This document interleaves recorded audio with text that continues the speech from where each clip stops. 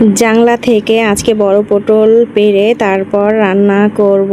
অনেকগুলো বড় পটল হয়েছে। আমরা গ্রামে এটাকে বড় পটল বলে থাকি, কিন্তু বিভিন্ন জায়গায় এটা বিভিন্ন নামে পরিচিত।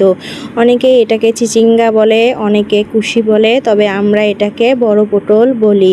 একটা গাছ লাগিয়েছি, তো এত পটল ধরেছে, অনেকগুলো পটল ধরেছে।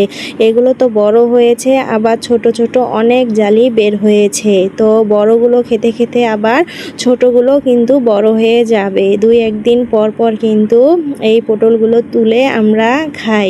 তো এত পটল ধরেছে, একটা গাছে অনেক পটল ধরেছে। তো যখন বড় একটা হয়েছে, প্রথমে যেটা ধরেছিল সেইটা রেখে দিয়েছি, সেইটার বিচি করব। বিচি করে বিচিগুলো রেখে দেব, তার পরের বছরে আবার ওই বিচিগুলো লাগাবো। তো খুব সুন্দর হয়েছিল। একই জাংলার মধ্যে আমরা পুঁই শাক লাগিয়েছি, তারপর চাল কুমড়া লাগিয়েছি। তো পুঁই শাকও হয়েছে, পুঁই শাকও খাই দুই একদিন পর পর। আর হচ্ছে চাল কুমড়া এখনও ধরেনি, তবে ফুল এসেছে, ধরবে।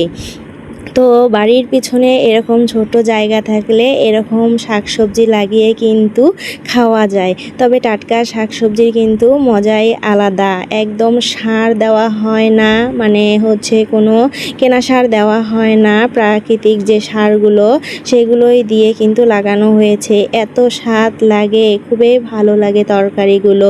তো কাঁঠালের বিচি ছিল, আজকে আমি কাঁঠালের বিচি দিয়ে এই বড় পটলটা রান্না করব।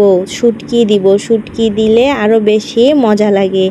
তো শুটকি কাঁঠালের বিচি দিয়ে এই তরকারিটা রান্না করলাম। দেখতে যেমন সুন্দর হয়েছে, খেতে কিন্তু অনেক মজা হয়েছে।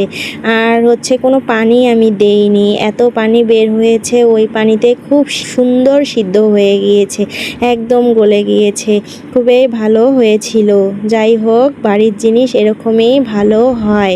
তারপর এই তো মাছ ভুনা করব। ফ্রিজে মাছ ছিল, এগুলো হচ্ছে রুই মাছের পেটি ছিল। তো এগুলো তেলে সুন্দর করে ভেজে নিয়েছি, কড়া করে ভেজে নিয়েছি। অনেক দিন ফ্রিজে ছিল, তো সেজন্য একটু কড়া করেই ভেজেছি। তারপর এই তো মশলাপাতি সব কষিয়ে এখন মাছগুলো রান্না করে নিচ্ছি।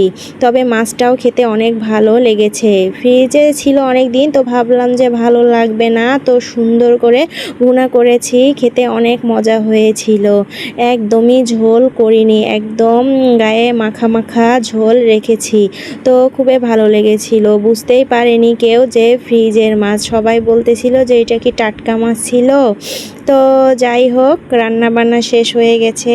সবাই ভালো থাকবেন, সুস্থ থাকবেন। আজকে এ পর্যন্ত। আল্লাহ হাফেজ।